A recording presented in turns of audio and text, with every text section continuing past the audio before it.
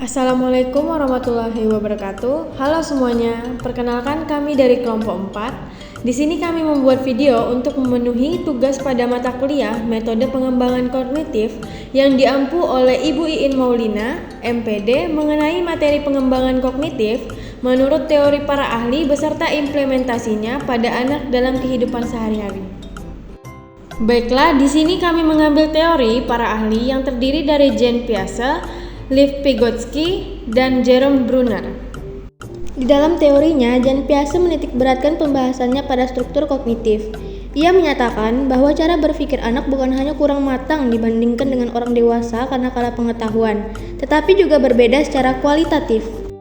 Jean Piaget membagi perkembangan kognitif anak menjadi 4, yaitu yang pertama tahap sensorik motorik.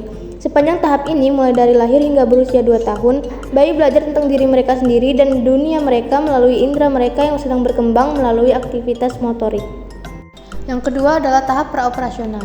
Pada tahap ini, anak yang berusia 2-7 tahun telah menunjukkan aktivitas kognitif dalam menghadapi berbagai hal di luar dirinya.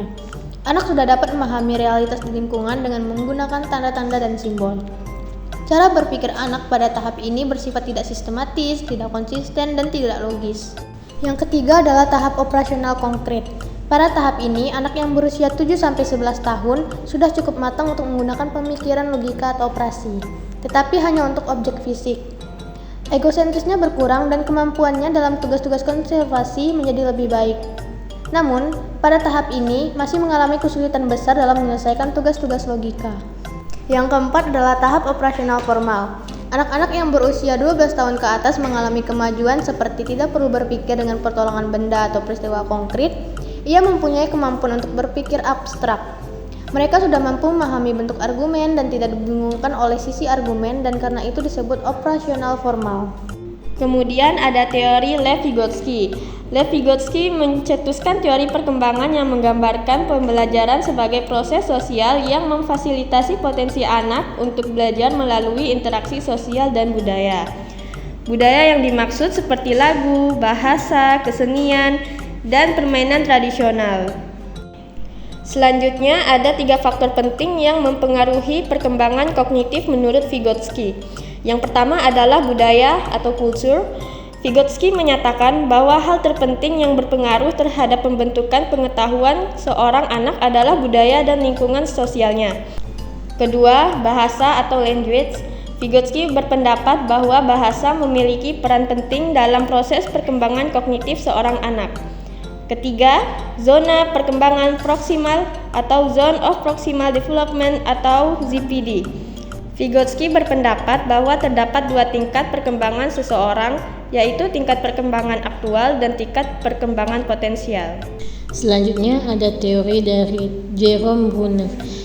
Bruner mengemukakan teori kognitif bahwa pada dasarnya segala ilmu dapat diajarkan pada semua anak dari semua usia, asal materinya benar-benar sesuai. Itu sebabnya peranan pendidikan sangat penting dalam hal ini.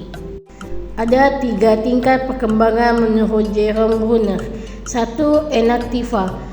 Bayi yang akan belajar dengan baik bila belajar ini dilakukan lewat hubungan sensori motoriknya. 2. Ikonik. Ikonik tahap ini terjadi pada saat anak telah menginjak kakinya di TK. Di sini, anak belajar lewat gambaran mental dan bayangan ingatannya. Pada tahap ini, seorang anak banyak belajar dari contoh yang dilihatnya.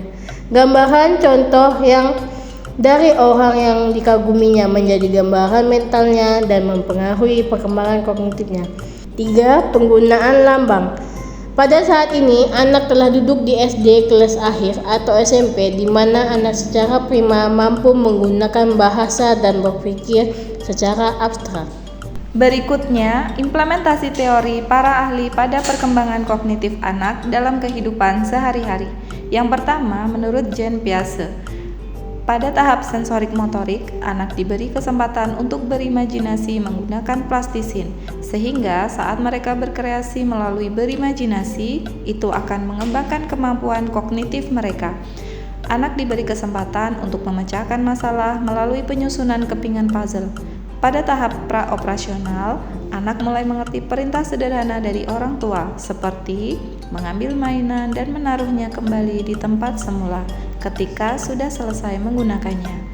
Contoh dalam kehidupan sehari-hari adalah mengajak anak untuk mengelompokkan benda-benda dalam rumah, seperti sendok dengan sendok, gelas dengan gelas, piring dengan piring, jepit rambut sesuai dengan warnanya. Berikutnya adalah Lev Vygotsky. Contoh kehidupan sehari-hari yaitu mengenalkan permainan dan musik tradisional yang dapat mengembangkan kemampuan kognitif anak, seperti bermain congklak, engklek, egrang, lompat karet, galahadang, gambang, dan angklung. Kemudian ada Jerome Bruner. Tahap enaktif, contohnya orang tua atau guru memegang beberapa pensil. Kemudian, orang tua atau guru mengajak muridnya untuk berhitung menggunakan benda nyata atau pensil. Tahap efektif ini berbasis tindakan atau kinestetik. Tahap ikonik. Pada tahap ini, anak dapat memiliki pengetahuan melalui serangkaian gambar-gambar atau grafik. Contohnya, anak dapat memahami objek-objek dunia melalui gambaran-gambaran atau visualisasi gambaran, seperti simbol gambar binatang, buah-buahan, sayur-sayuran, dan lain-lain, sehingga anak dapat mendefinisikan gambar dengan bentuk nyatanya.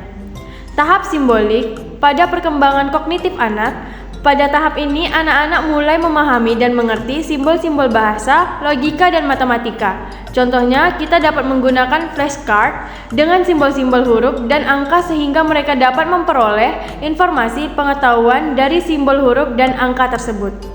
Baiklah, kesimpulan dari materi ini adalah teori para ahli dapat dijadikan sebagai acuan untuk para guru atau orang tua dalam mengembangkan kemampuan kognitif anak. Perkembangan kognitif dapat dimaknai sebagai tingkat kemampuan seorang individu dalam berpikir yang meliputi proses pemecahan masalah, mengingat, serta mengambil keputusan.